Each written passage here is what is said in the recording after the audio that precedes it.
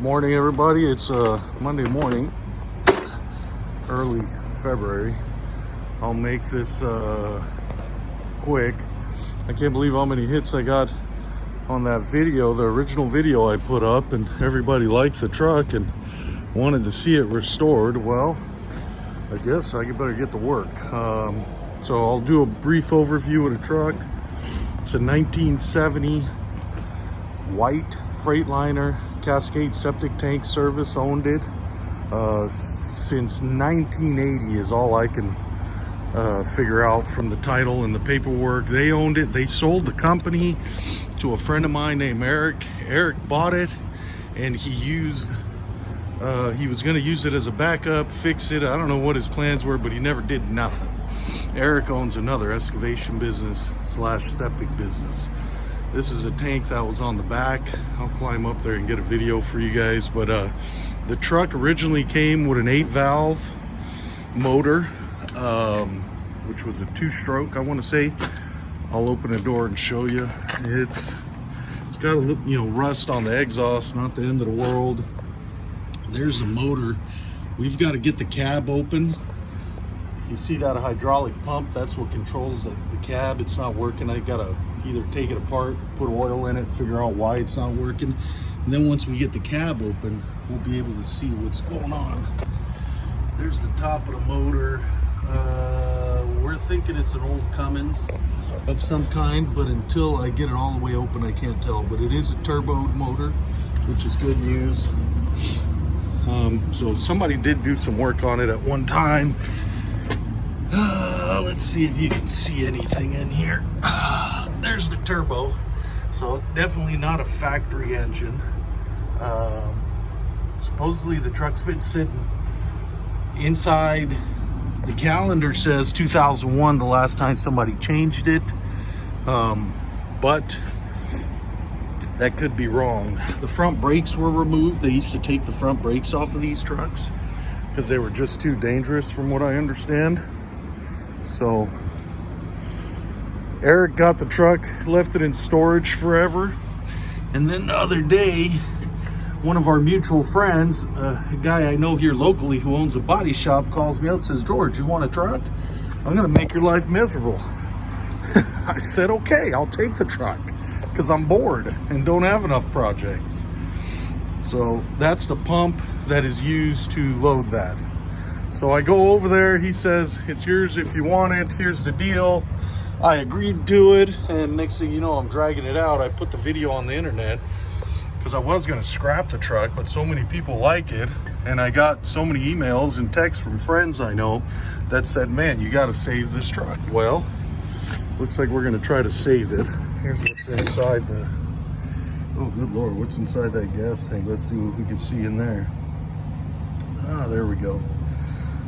Yeah, these gas tanks will probably original. Probably take it off. It's amazing what bead blasting will do in paint. But all the sheet metal is real straight.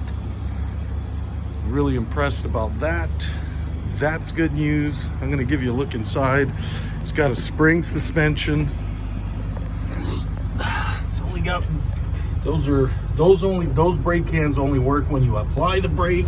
So these are the brake cans that I was trying to cage in the back when I retrieved the truck, but I couldn't get them to unlock, even after I tried to beat the drums off of it. This whole tank in the back is the septic tank holder, so the poo-poo tank. This is gonna go away.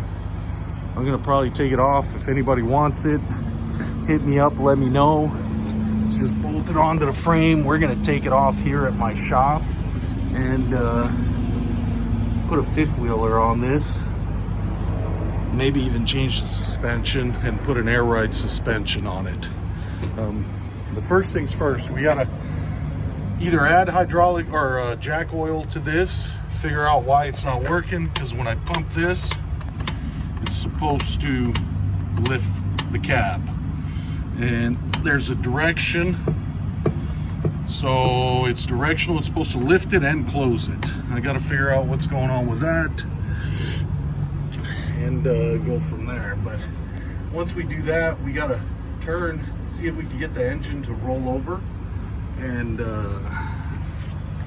We're gonna put some batteries in it soon and see if we can fire it up. Unfortunately, I had to break the little window, which I got a lot of grief from some of my friends. They said, no way should you have broke that little window, but I don't have the key. We're gonna show Eric what a real high-tech, we have a special master key. And no key to this truck. Even if you unlock it, you cannot, even if you unlock it from the inside, that doesn't unlock the handle. So this is how I'm getting in for now. Let me give you guys a brief view of what it looks like on the inside. Hold on. All right, there's the transponder. I took it out the window, so it looks like in 1998 March this was running. That was license plate. There's the inside of the cab. Passenger seat doesn't look all that bad. We'll see what's over there. Looks like just some parts.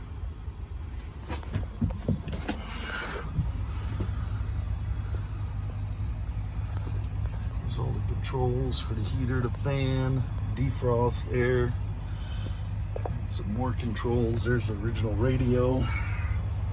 Here's the gauges.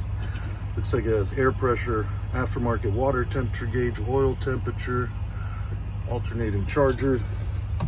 This is the, if you have a trailer hooked on the back. I'll check your fifth wheel. There's dash 331875.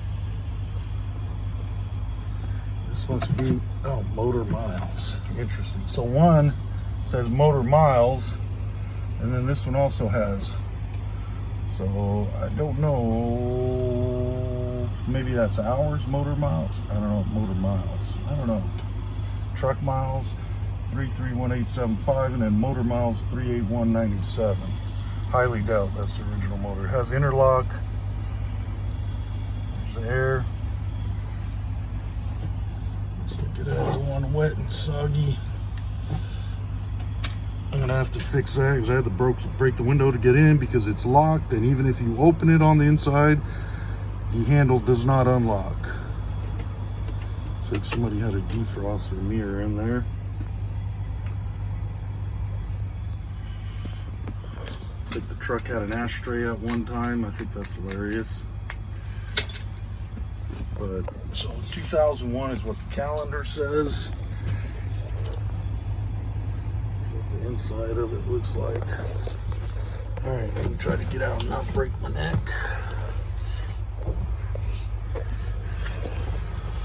I'm trying to hold this phone and get out. All right.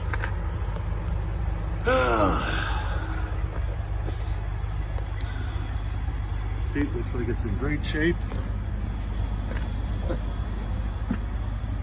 Really primitive technology. Shouldn't be that hard to fire up. We'll see. There's a wiring diagram. That's pretty cool. If you saw a wiring diagram from today's truck, you'd laugh. So we got to figure out how to run that jack, open it up, see what's wrong with it. We got to get to the starter, which I can't tell where it's at. I believe it's right there. Need to open the cab and look. We got to change that filter in there, put some fresh fuel, and then find out what kind of mystery motor we got. If you hear that other truck in the background, that's my other truck that's warming up because I got to go to work. I got to make money to clean this up and bring it back to life. I really like the idea of a all blue paint job, all black wheels.